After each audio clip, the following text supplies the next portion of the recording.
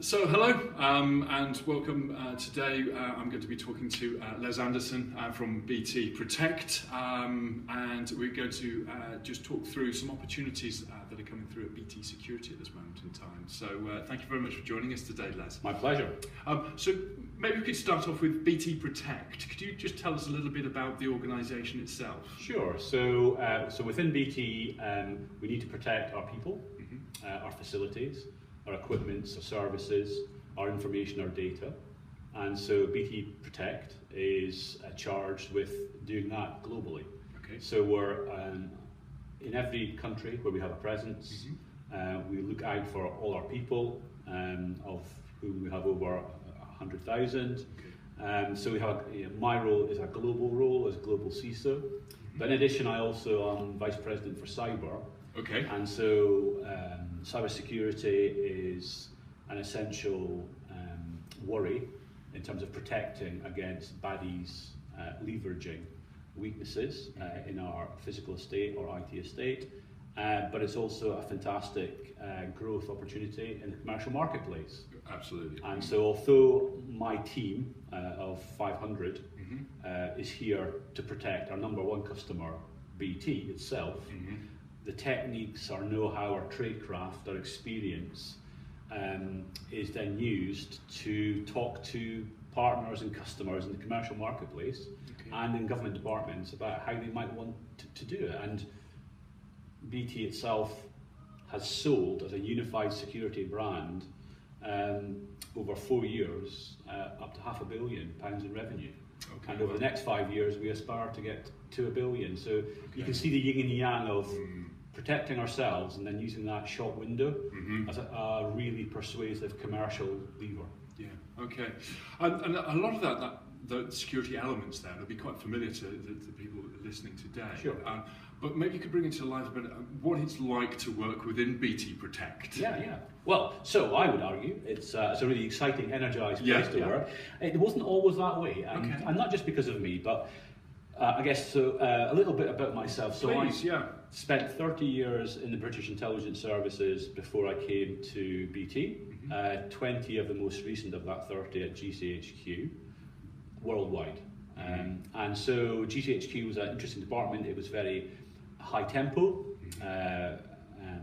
very operationally driven, mission driven, and so that sense of urgency and impact is something that got ingrained in me. So I think I brought that ethos to security here in BT. So there's quite a number of security practices that I would argue are the old model of security. So you can hardly find them, and when you do find a security person, the answer is no, even before you've actually asked the enabling question, like, can you help me? Sure. And so we exist in a commercial company here in BT. Yeah. The company has to turn a profit. Yeah. And so the ethos is you engage with the business, you try and enable the business to operate safely. Okay. And in doing that, you connect with your colleagues, you walk in their shoes as much as you can, you work with them, and that way we can try and I know it's a bit of a cliche, but we can try and build in security at the earliest stage, secure by design. Right, yeah. So that's the ethos that we should be, and I have this little word I came up with called spices.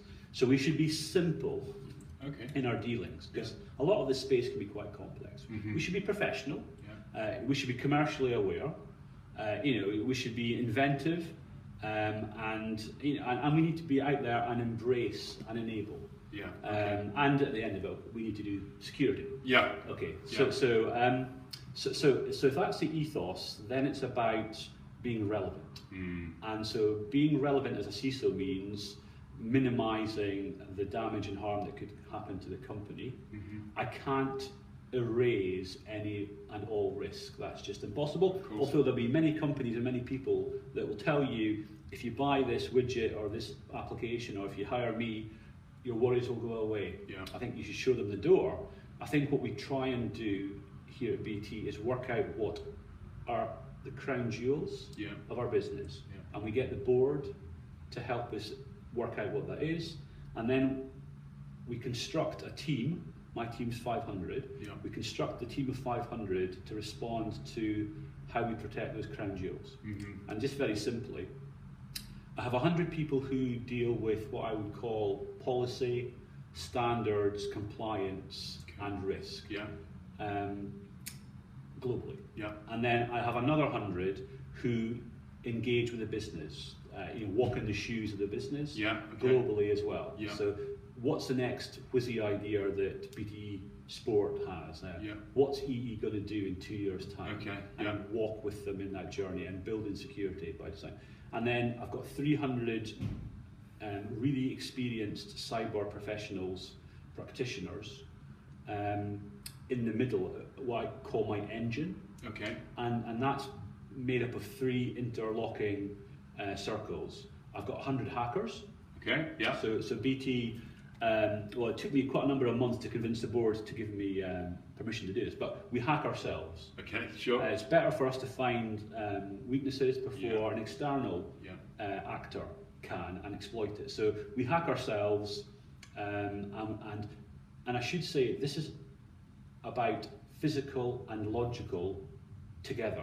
Okay. So there's some security practices have a separate CISO for physical and a separate CISO for IT. Yeah. Okay. At BT, my vision was you have one, so you can see a holistic picture of what might be happening. Okay, great. So it might be that you can detect intrusion on the physical side of the estate sooner than you can detect anomalous behaviour on the IT, and vice versa. Okay.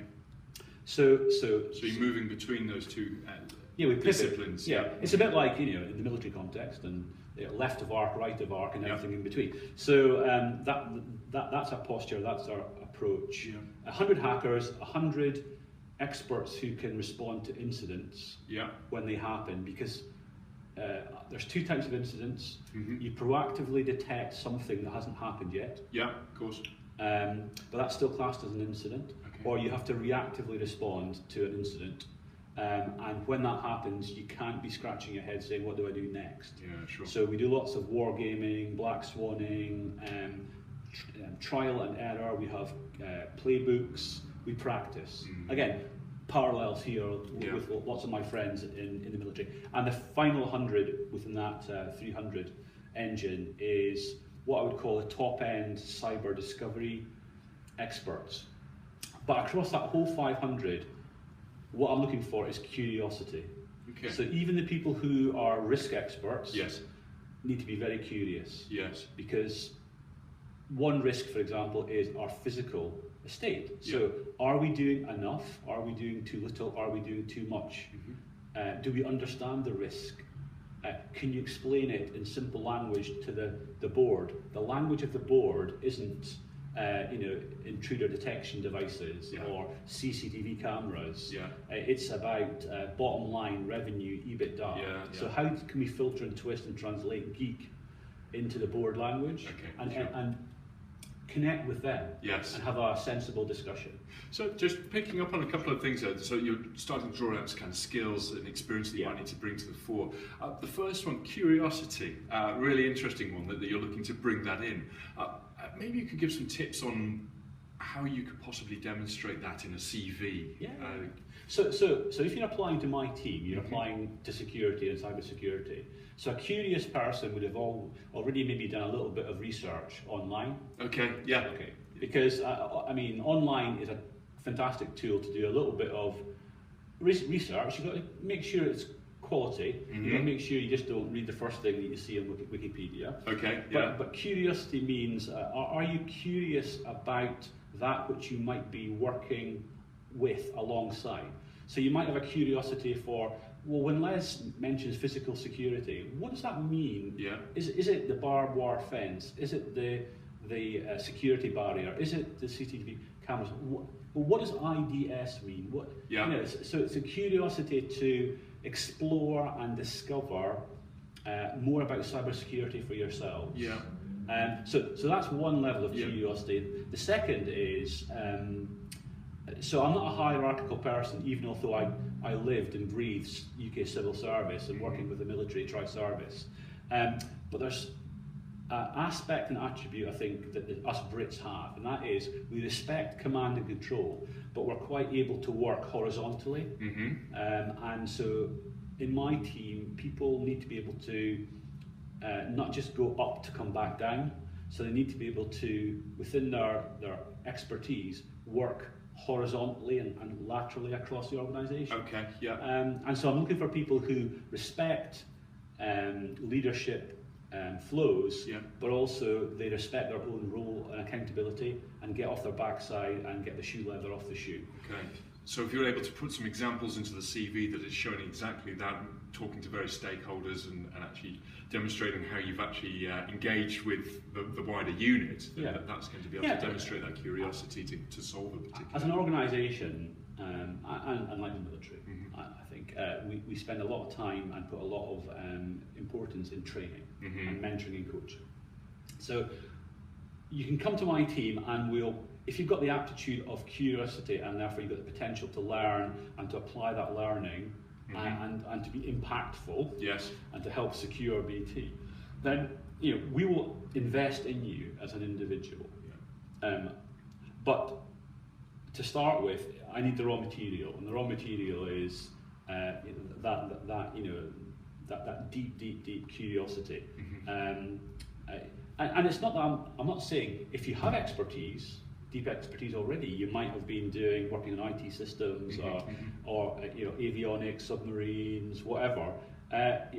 You might come already 90% of the way there, and we can help mentor and coach you in other areas. So, but I am really looking for, and when I interview, I am really after the curious. That's the fundamental areas, right? And built in with communication. And just returning to that, maybe more the harder skills in there, and looking at qualifications. Yeah. Broad range of roles that you're talking about there, as you've discussed, but. Are there any particular qualifications that would stand out in there that would be that person 90% of the way there? Yes, so unusually, I have some insurance risk experts in my team. Yeah. People find that surprising when they say, but you do cybersecurity, why do you need to have insurance experts? Well, it's because of risk. Yeah. And because everything hinges on risk, I need people who can understand the art of risk management in a very real, vivid way. And then we've got people who need to be able to communicate to a large stakeholder set under extreme pressure. Okay. So when we have an incident, we have what I call a security threat analysis group, a STAG. And basically, when something goes wrong, you bring all the experts from right across the business onto a STAG, but somebody has to coordinate it and run it and manage it. Yeah. And you know what it's like when you get some stroppy people who are running around with their heads on fire, but it's all virtual. Yeah. And it might also be, like in this room, this is called the command center.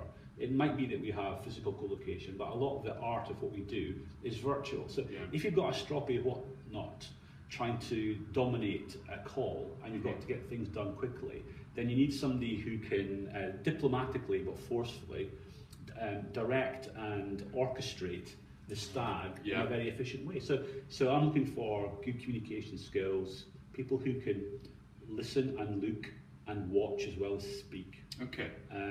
But are very effective and practiced in their skills of understanding how to be effective and deliver impact. So people from the military have often been, experienced in presenting, to large groups and from seniors to juniors. Yeah. And again, that's very attractive. Okay, so, and just returning to the qualification, so especially the risks side of things, so maybe a management of risk course or something like that would be quite interesting. Yeah, so again, that would jump out on a CV. Yeah. Project management qualifications? Oh, yeah. So, let me tell you about myself. So I'm electronics and electrical engineer. Yeah. I did research science at the Royal Signals and Radar Establishment in the UK. I then eventually moved into project management, became a program manager, became a project director, still involved in technology. So I spent 3 years in Washington, DC, doing sort of technology transfer with our US partners. And then I got into large team leadership. Yeah. So if you use my journey as one pathway, yes, and there's many pathways. So so that's one journey. Another journey is deep expertise. So I've got a chap who works for me who understands how BT has been designed over the years. It's like the plumbing, the national telecommunications plumbing of BT. Yeah. And that's really important because when an incident occurs in telecommunications, I want to know where the bad actor might be able to get to and using what. Yeah, through the whole evolution of the system. Yeah. So we talked about the risk experts. I've got almost like psychology experts, because often we're talking about risk borne by an individual. Yeah. It's like, what drives a person to want to be so curious that they can try and pinch BT's data or take down its services. Yeah. So what drives a bad actor, whether it's nation state, terrorist, hacker, or serious criminal, or insider? Yeah. And so having an understanding of the psychology of a person, if you like, what is their modus operandi, and then we can use that template, that picture, that description, and apply it to, so how might they operate online, and how might they operate if they try and do a physical attack or take the two together? Yeah. So we've got some experts who understand the human psychology. Right. And again, in the forces, I mean, some of my best friends are from the intelligence corps, would you believe? The old green beret types and all that. So it's like, what does it take to get information out of a person? Yeah. And the first thing is you need to understand the person and their sort of the leverage points. So it sounds like there's a lot of crossover here, especially if you're coming with that curiosity, the communication skill, that understanding of risk as well. If people are listening in today and they're genuinely interested in the career path, and it is a career path in a growing business as well, what would you advise would be the next steps for them to get involved? So we're a very approachable company, and we have I've certainly seen that. Yeah, well, thank you for saying that. And we have lots of people from the services, the forces, already in BT. So if you know of somebody, do the human thing. I actually think if you know somebody who works in BT, then connect. Yeah. Otherwise, we've got a fantastic portal. BT is online. Being curious, type in bt.com. You can type in job searches. You can look for careers, not just in security, by the way. I mean, we employ lots of people in OpenReach, for example. In fact, OpenReach is recruiting. Yes. Not that I'm trying to divert people to OpenReach. Well, today let's. But there's a need. I agree. And then we've got so bt.com security careers. Go online and have a look at that. And then we've got the transition force, where we can take people from the services before they exit and work with them at all levels. And I do mean at all levels. Yeah, absolutely. And we can have a journey together and see if there's a possibility of working, and building and developing a career at BT. And I guess the final one is security.career@bt.com. Okay. Again, just be that curious. So once you've done your research, you understand where you're going, you can actually submit your CVs to that address. The other thing I would say is, so we work with government very closely, and there's lots of fantastic initiatives coming out of government as part of our second 5 years national cybersecurity strategy. So again, people who want to work here in security, terms like the National Cybersecurity Centre, you should know what that is. You should maybe know what the Cyber Challenge group is. And these are just terms and connections that it's helpful to make. With Cyber Challenge, you don't just have to be a 16-year-old or younger. It's open to everybody at any age, and you become part of that community, and we're part of this community. And you can do cyber challenges. We host with other companies as well. We host things at the BT Tower. We did something on HMS Belfast here in London, and it just helps, if you like, give us telemetry about, are you really interested? Okay. And so my view is your career is in your own hands. Yeah. That's been my journey anyway. So it's up to the individual to make the individual as attractive and relevant as possible to the role that they might want to apply for. So to summarise, there's a lot of tools out there, and it's on you to engage and get involved. And that will certainly set you up well. As much as I think the internet's a threat in terms of the platform across which actors can try and do harm to an individual, a citizen, or a company, or a government. I mean, look, in the old days when we had the Navy and the Air Force and the Army and all of that, and we had lots of them, that's because to do harm to a nation, you have to have an equivalent. Trouble is, now you can do harm to a country, to a citizen, to a company from the comfort of your own laptop or iPad with a pretty ropey but not BT internet access point. But you know what I mean? It's like, so the bar of entry via the internet to do cyber badness is too easy. Now, so that's the downside. The flip is the internet's fantastic for finding out more about all this stuff, doing your own research, improving your personal posture in terms of skill, knowledge, experience, and so it's a resource to be used. So use it. Absolutely. So in which case, what I'd like to do is just say thank you very much for taking the time out to explain these opportunities, and just to finish on that there are a lot of opportunities coming through over the next few weeks, so keep an eye on the BT Careers Centre. That's where the roles are going to come through, and we'll be sharing more and more information. As Les has said, that there's plenty of information out there, so make use of it.